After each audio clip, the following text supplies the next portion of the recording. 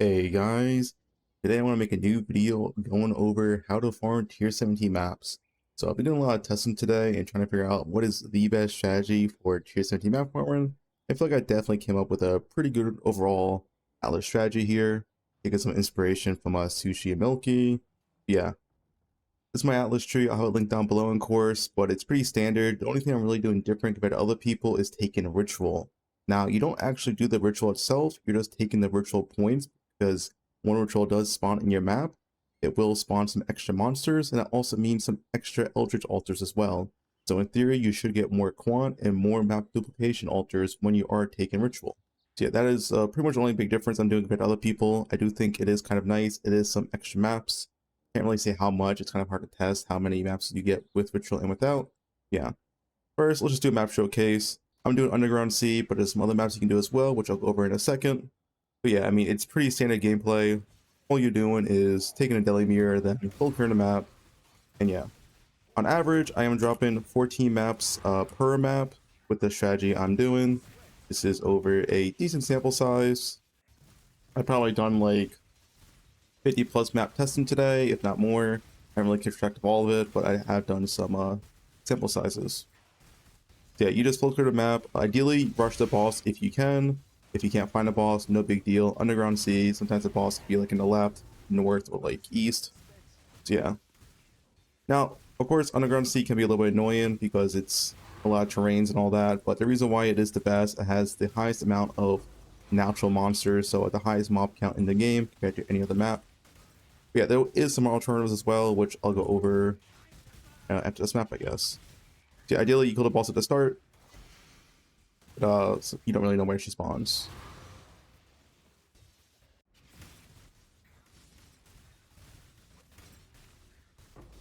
Yeah, but besides that, I mean, it's pretty much just standard gameplay, just, you know, clear the map as fast as possible, click every single altar, always click quant or map duplication. After that, it doesn't really matter all that much.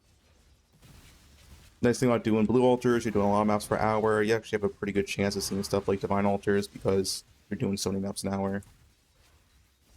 Yeah, that seems to be about it. Oh, this map, we get too many maps. It is RNG. Some maps you can get like 20. Some maps you can get like 6. You know, obviously, a little bit of RNG. I guess we got like 8 maps total here. But yeah.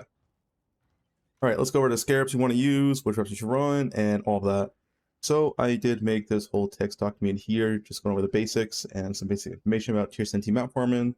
The basics is when a tier 16 drops, it has a 6.4% chance to turn into a tier 17 map. Taking singular focus will reduce the amount of tier 17 you drop.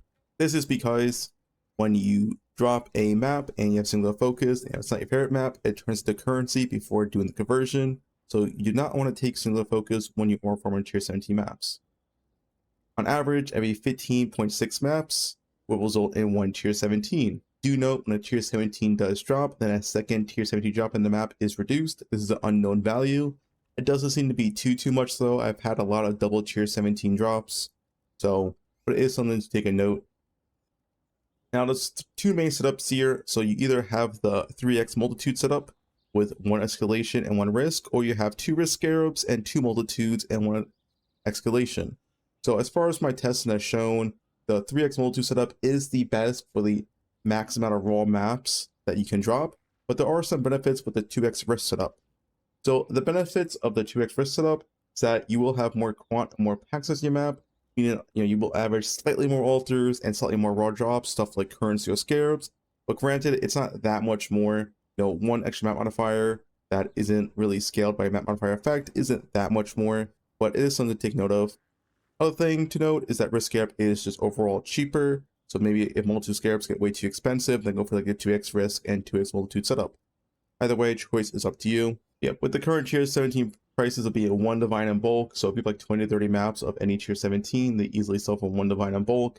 Then a 3x multitude setup is definitely the correct way to go. The extra price is 100% worth it with the current price of tier 17s. So here's my Underground Sea testing. Keep in mind that Underground Sea has the highest base density in the game. You won't get the same results on any other map. So every other map will probably, result in less maps per map, as they don't have as many mobs as they do in Underground Sea. So 3 multitude, 1 risk on average, I will shop 4.2 maps per map. This is on average essentially 0.9 tier 17s per map over a long-term average, 2x multitude and 2x risk. On average, I was dropping 12.1 maps per map, or 0.77 tier 17s per map on a long-term average. Now, of course, my sample size isn't the highest in the game. Do your own testing if you want. But yeah, on average, I was dropping way more maps per map when doing a 3x multitude setup. Of course, like I said, it is slightly more expensive. Keep in mind, there are some maps where all the multitude packs don't actually spawn. Sometimes in Toxic Sewers, I believe, the multitude packs can actually get eaten up and they don't all spawn. In which case, you may want to go more with scarabs. So next thing I want to go over is how to get your 8 mod corrupted maps. So no matter what map you run, you always want to do an 8 mod map. It's very, very important for this part of Scarab of Escalation, as you have a 10% increased map found in areas for each map on a fire affecting the area. So if you have an 8 mod map, that's an 80% increase. That's a big multiplier. So there's two main ways. You can either do a tier 17 map with a 3x multitude, 1x escalation, and 1x Scarab of Corruption, and then roll your tier 17 map to have like 150% more map modifier. This will probably drop over 48 mod corrupted underground seas or whatever map you want to do. Also take similar focus if you do this option just for this one singular map, as you can't drop tier 17s in a tier 17 anyway. I did this one time and I got like 48 corrupted underground sea maps, so it's very, very, very effective.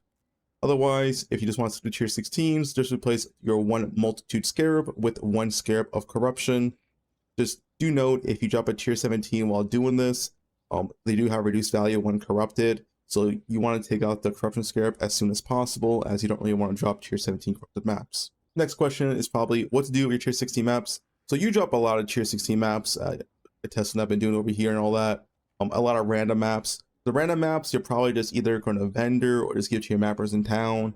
These don't really sell for like anything. Maybe at most you could sell for like 2C each to someone if you can find a buyer. But your favorite maps you can sell. So what you can do if you want to sell maps, you go to Pewee Ninja or check their website and see which maps are selling for the highest. Usually you can sell 40 maps for one divine of a popular map, something like Jungle Valley, something like City Square, you know, check Pewee Ninja and check the website to see which maps are selling for the best. Yeah, so you can sell it for 40 maps for one divine, which is like okay. It's roughly, you know, 3 or 4 C per map, pretty decent.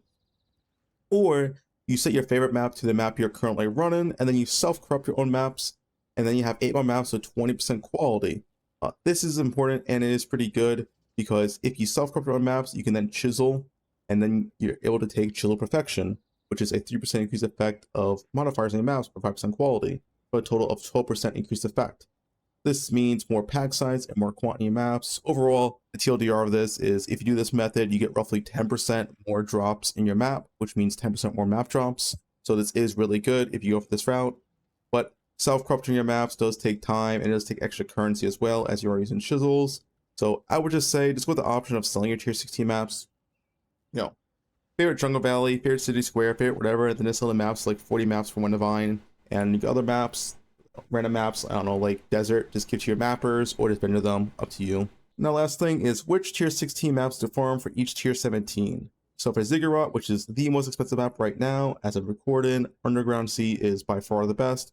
Toxic Sewers is another map, but like I said, multitude packs seem to get eaten up here, so you probably get less tier 17 maps per map on average. Feel free to mess around with other maps, but yeah, I do think Underground Sea is the best for Ziggurat. For Fortress, farm Dunes or Strand. Both of these are fine. Dunes, I would say, is probably slightly better because you can actually rush the boss. It is ideal to rush the boss. This way you don't get boss alters, but if you want to do Strand, do Strand. For Abomination, farm Jungle Valley. This is by far best map, you know, no boss alters, very, very nice. You can skip the boss if you want.